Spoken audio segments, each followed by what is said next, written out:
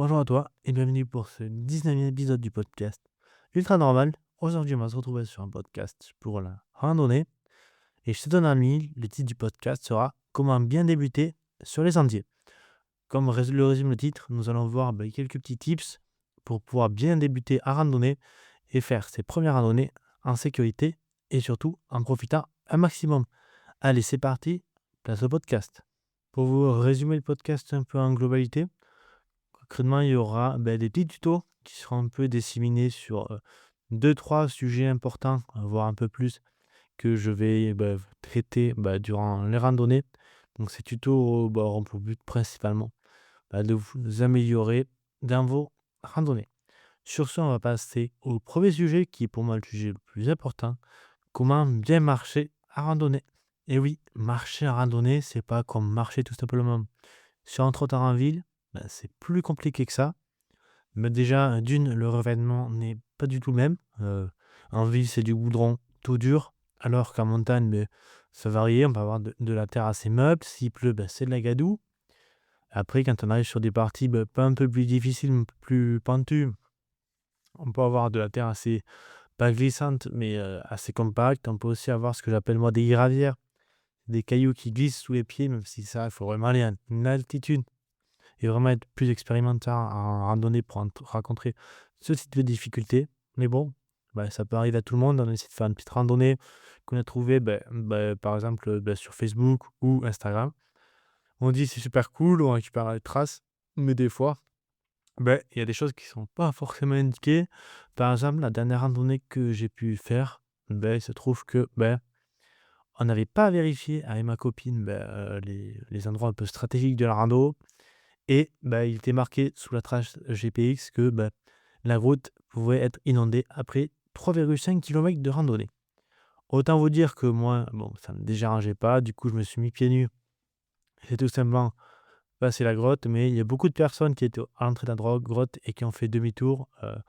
Honnêtement, c'était au bord des gorges du Verdon. C'est très joli, les gorges du Verdon, mais faire 3,5 km pour voir la même chose, c'est sympa. Mais faire le 3,7 km retour et voir encore la même chose, moi, honnêtement, je fais pas de la randonnée pour ça.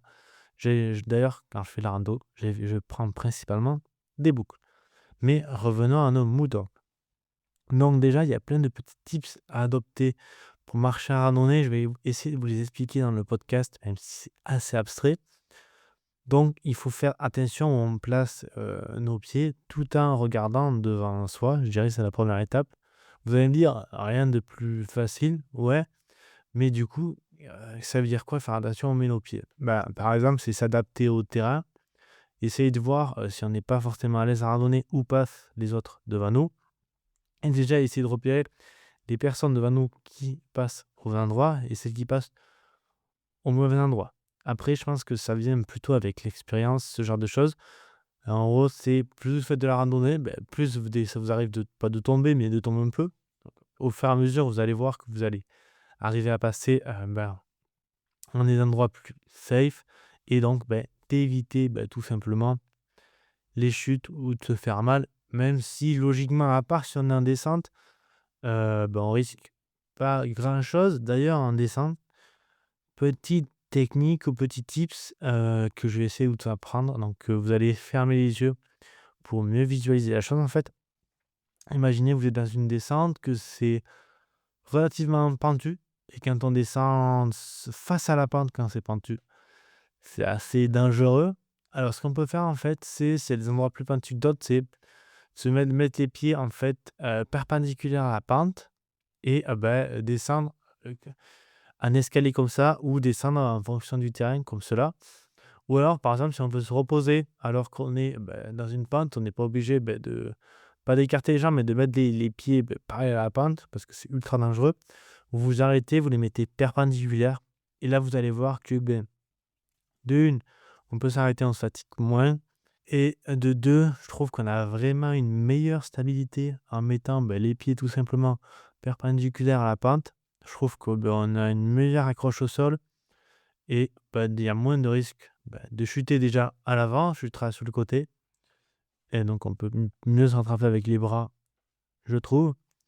Après, le gros point négatif, c'est que faut pas faire ça sur des distances trop longues, hein.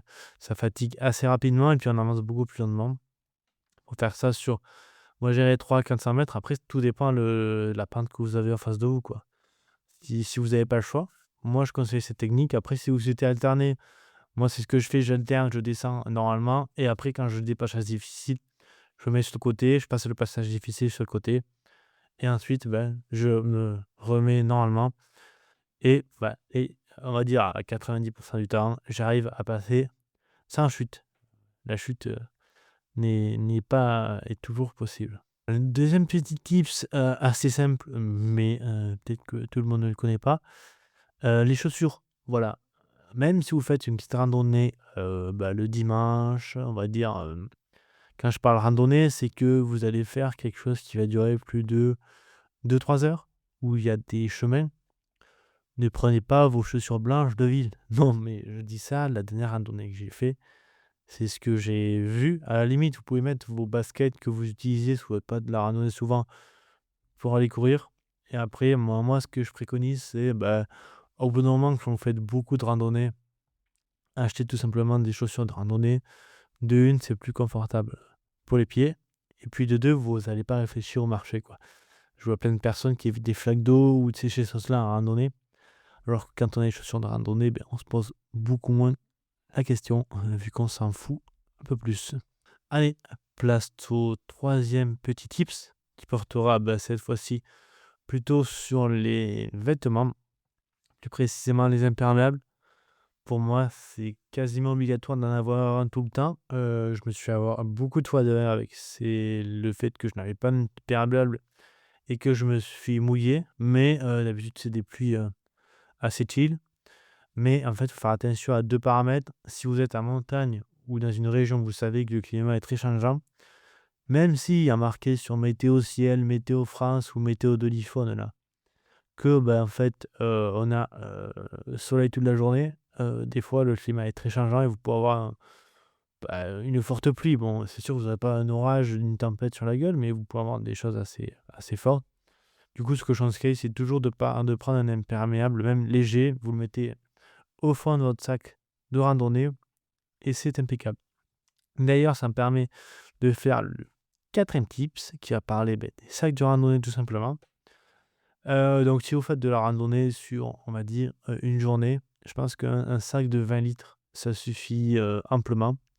Après, au-delà de 2 jours, il faudra des tutos plus spécialisés, mais il faut monter à 45 ou 35 litres, il me semble, j'ai plus les références en tête. Et après, au-delà, il faut partir sur des gros sacs. Je crois que c'est 50 litres le maximum, je sais plus. Mais vous partir sur des sacs plus lourds.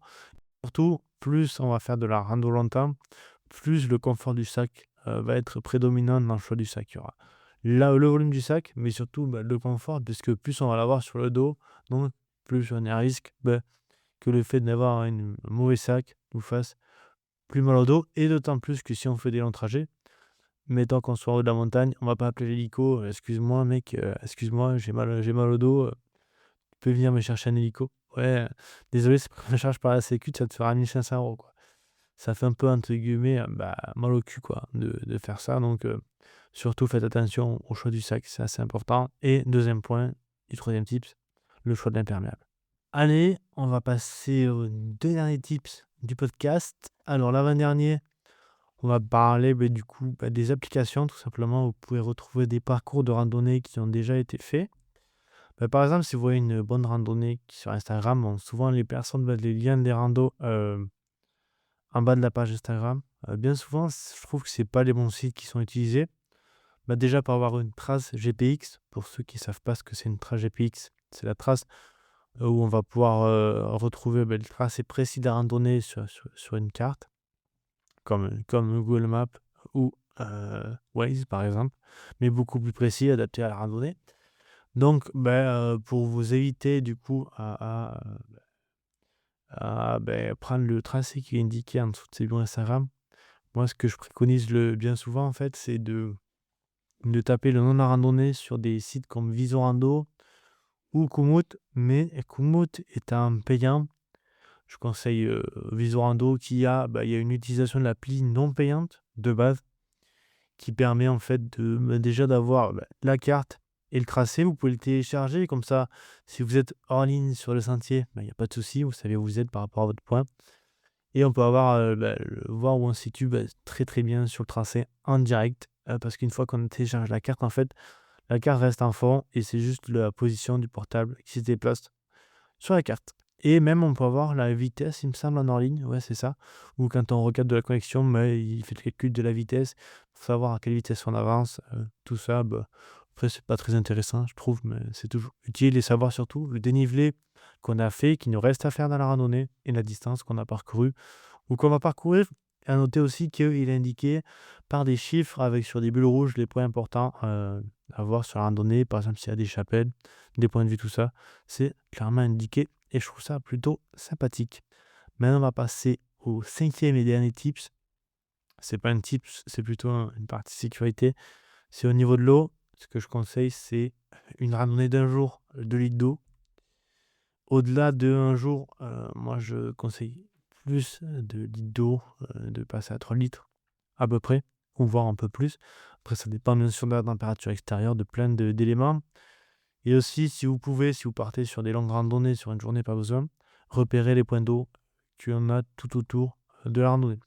Sachant que je précise, si vous êtes en montagne, que vous êtes à une altitude au-delà de, je dirais, environ 1500 mètres, qu'il n'y a pas des chalets au-dessus, je précise aussi, vous pouvez boire l'eau qui ruisselle le long de la montagne. Voilà, je l'ai fait assez souvent. Je suis encore en vie. Bien sûr, il ne faut pas boire 10 litres d'eau, mais vous pouvez boire 1 litre d'eau dans la journée, quoi. Voilà, tout en faisant attention. Après, si vous voulez buvez de l'eau normale après, il n'y a aucun souci. Et ça hydrate bien. Et surtout, après ça, on n'est pas malade. Et voilà, c'est la fin de ce podcast sur comment bien débuter sur les sentiers. J'espère que ces petits tips vous auront vraiment aidé. On se retrouvera pour un nouveau podcast dans 2 semaines où je parlerai de mes petits objectifs et de ce que je vais faire pour cet été 2025. D'ici là, prenez soin de vous et je vous souhaite bonne continuation.